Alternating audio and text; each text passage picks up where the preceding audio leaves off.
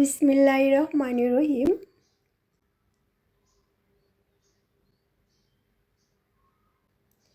নামাজ এমন একটা ইবাদত যা মানুষের আত্মা শরীর সুস্থ রাখে। আলহামদুলিল্লাহ। আসসালামু আলাইকুম। আমি জেসিন স্বপ্না ঢাকা থেকে বলছি। জেসিন স্বপ্না সাব্বির ব্লগ থেকে সবাইকে আরেকবার স্বাগতম। কাছে এবং দূরে, দেশ ও দেশের বাইরে যে যেখান তো আমার ভিডিও দেখছেন এবং দেখবেন, আশা করছি আল্লাহর রহমতে সবাই ভালো আছেন। আলহামদুলিল্লাহ, আমিও ভালো আছি। সকালে নামাজ পড়ে প্রিয় ভালোবাসার বেলকনিতে চলে এসেছি একটু পানি দেওয়ার জন্য। এসে দেখি মাটিটা শুকিয়ে ফাটল ধরে গেছে, তো আমি একটু পানি দিচ্ছি। আর এদিকে পাশ দিকে দেখছি দুটা পাখি ভালোবাসার আলিঙ্গন হেলে ডুলে ভালোবাসা নিচ্ছে। আমিও তাদেরকে ভালোবাসা দিয়ে ক্যামেরা বন্দি করে নিয়েছি। এরকম ভালোবাসা প্রত্যেকটি জীবজন্তু মানুষের ভিতরে আছে। আর সকালে নাস্তা বানানোর জন্য এই তো রান্নাঘরে চলে এসেছি। আজকে আমি ভিন্ন আলাদাভাবে স্পেশালভাবে স্পেশাল একটা নাস্তা বানাচ্ছি। এখানে আমি ময়দা নিয়েছি, ময়দার ভিতরে কুচি করে টমেটো, পেঁয়াজ আর কাঁচামরিচ দিয়ে ময়দাটার সাথে মিক্স করে নিয়েছি হালকা কুসুম গরম পানি দিয়ে। বেলাবেলি ঝামেলা ছাড়া ডিম পরোটা এভাবে বানাতে খুবই ভালো লাগে, কারণ বেলাবেলি আমার কাছে একটা বিরক্তবোধ মনে হয়। কোনো এক সময় বেলাবেলিকে অনেক পছন্দ করতাম, এখন কিন্তু একদম অ্যাভয়েড করে চলছি, কিছুই ভালো লাগছে না। আর সকালে নাস্তাটা মনে হয় একটা বিরক্তবোধ মনে হচ্ছে আমার কাছে।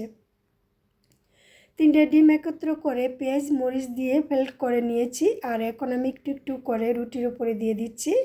আর এভাবেই আজ আমার সহজ ইজিভাবে সকালে নাস্তাটা হয়ে গেল, বেলাবেলি ঝামেলা ছাড়া ডিম পরোটা। আর এই পরোটাটা খেতে এত সুস্বাদু মজাদার হয়েছিল, আপনাদেরকে বোঝানো যাবে না। কারণ আপনারা যদি বুঝেন তাহলে তো ভালো, আর না বুঝলে আমি বোঝাতে পারবো না।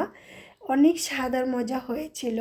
তো আমি 4টের পরোটা বানিয়েছিলাম, 4টাকে একত্র করার সুযোগ পাইনি, কারণ এতে একটু শীত ও ঠান্ডা পড়েছিল। গরম গরম একটা বানিয়ে দিচ্ছি, আর ওরা বাপ বেটা খেয়ে নিচ্ছে, আমিও খেয়ে নিচ্ছি।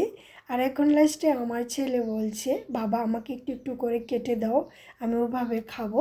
তো ওর বাবা কেটে দিচ্ছে, আর আমি একটু পরিবেশন করে আপনাদের মাঝে শেয়ার করছি। আশা করছি আপনাদের এই ডিম পরোটাটা অনেক ভালো লাগবে। আব্দুর রহমানের বাবা আমি ছোটো মাছ পছন্দ করি বলে ছোটো মাছ নিয়ে আসছিল। তো সেই ছোটো মাছগুলো কেটে এখন আমি লবণ দিয়ে আর হালকা কুসুম গরম পানি দিয়ে একটা মিক্সির সাহায্যে আমি ঘষে ঘষে খুব সুন্দর করে ধুয়ে পরিষ্কার করে নিচ্ছি। আর ছোটো মাছে কিন্তু অতিরিক্ত ময়লা থাকে, সেগুলো কিন্তু গরম পানি দিয়ে আর লবণ দিয়ে কাজ ছিঁড়ে ঘষে ঘষে পরিষ্কার করে নিতে হবে, না হয় একটা আলাদা গন্ধ আসে। তো আমি বাস ধোয়া পরিষ্কার করা হয়ে গেছে।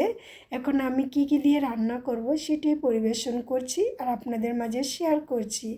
এখানে আমি সমস্ত পেস্টগুলো একসাথে গড়ে পানি দিয়ে গলে নিয়েছি, আর এখানে টমেটো আছে, আলু আছে, বেগুন আছে আর কাঁচামরিচ। বাস এইভাবেই আমি রান্না করব আমার মনের মাধুরী দিয়ে আমার প্রিয় ছোট্ট পছন্দ ছোট্ট মাছটাকে।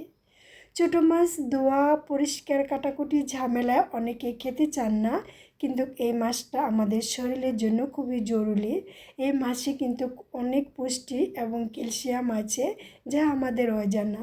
সমস্ত মশলাগুলো দিয়ে লাল লাল করে মশলাটা কষিয়ে এখন আমি এখানে দিয়ে দিয়েছি আলুটা কিছুক্ষণ কষিয়ে নিব, তারপরে দিয়ে দিয়েছি বেগুন। কারণ বেগুন তো অতিরিক্ত সহজ ও নরম, তাড়াতাড়ি গলে যায়, সেজন্য বেগুনটা একটু পরে আমি দিয়ে দিচ্ছি।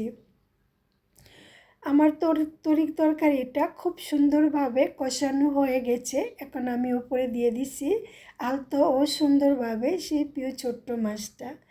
ওকে রান্না করার সময় খুব আলতো ভালোবেসে রান্না করতে হয়, না হলে ও গলে যায়। তো আমি ওকে সেই ভালোবাসা দিয়ে ধীরে ধীরে আলতোভাবে রান্না করে নিব, আমার মনের মাধুরী দিয়ে আমার প্রিয় পছন্দ রান্না এবং খাবার। আমি বড় মাছ কখনো খেতে পছন্দ করি না, এটা আমার ছোটোবেলা থেকেই অভ্যাস। মাছ মাংস আমি অ্যাভয়েড করে চলি, আর ছোটো মাছ ভর্তা, শাক, লতা পাতা এগুলো আমার কাছে অনেক প্রিয় এবং পছন্দ। এই তো এক টমেটোটা উপরে দিয়ে এখন দিয়ে দিয়েছি একটু জিরা ফাঁকি, আর স্বাদের জন্য দিয়ে দিয়েছি একটু ধনিয়া কুচি পাতা। এই ধনিয়া কুচি পাতাটা না দিলেই নয়, এটা দিলে আমার মনে হয় তরকারির স্বাদটা দ্বিগুণ বেড়ে যায়। এই তো বাস হয়ে গেছে আমার প্রিয় ছোট্ট মাছ রান্না, যাকে ভালোবেসে আলতো করে রান্না করে মজা ও স্বাদ করে তৃপ্তি সহকারে খেয়ে নিয়েছি।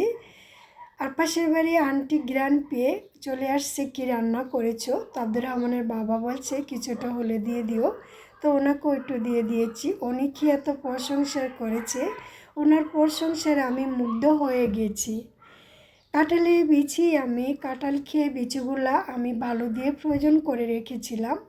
আর এখন যখন আমার সময় হয় বা খেতে ইচ্ছে করে, আমি একটু ভেজে বা ভর্তা করে খেয়ে নিই, আমার কাছে অনেক ভালো লাগে।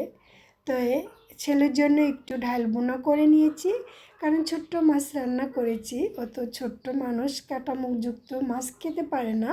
তো একটা ডিম পুষ করে আর ডাল দিয়ে ছেলেটাকে খাইয়ে দিব। আর এই তো কাঁঠালের বিচি ভর্তা করে নিয়েছি, বাস। আর ছিল আমাদের মতো মধ্যবিত্ত মেহনতে এই তো খাবার, শুকর আলহামদুলিল্লাহ।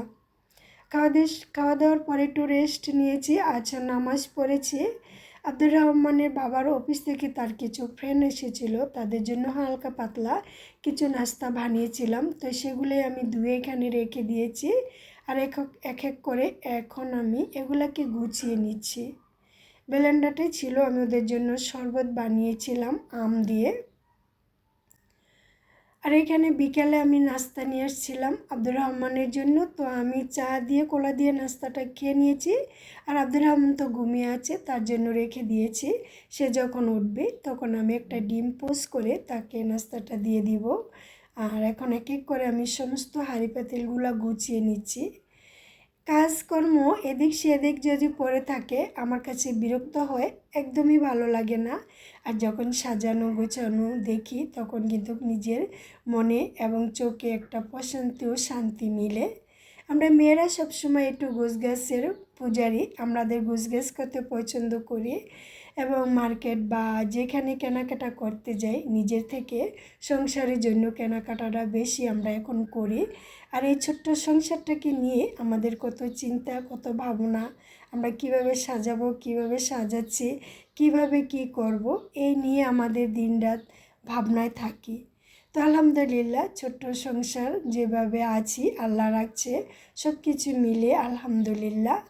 তাই তো একটু একটু করে সবগুলো জিনিসপত্র আমি গুছিয়ে নিলাম আর আপনাদের সাথে শেয়ার করে দিলাম। আশা করছি আপনাদের কিছুটা হলেও ভালো লাগবে।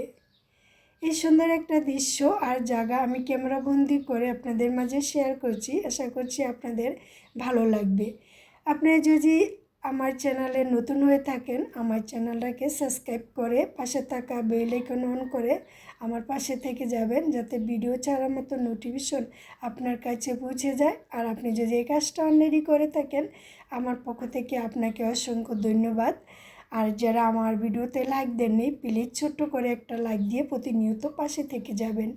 এই সুন্দর দৃশ্য মুহূর্ত আপনাদের সাথে শেয়ার করে এবং আপনাদেরকে দেখিয়ে আমি সবার কাছ থেকে বিদায় নিচ্ছি। সবার সুস্বাস্থ্য কামনা করে সবাই ভালো থাকবেন, সুস্থ থাকবেন, সবাই সবার জন্য দোয়া করবেন। আল্লাহ হাফিজ, আসসালামু আলাইকুম।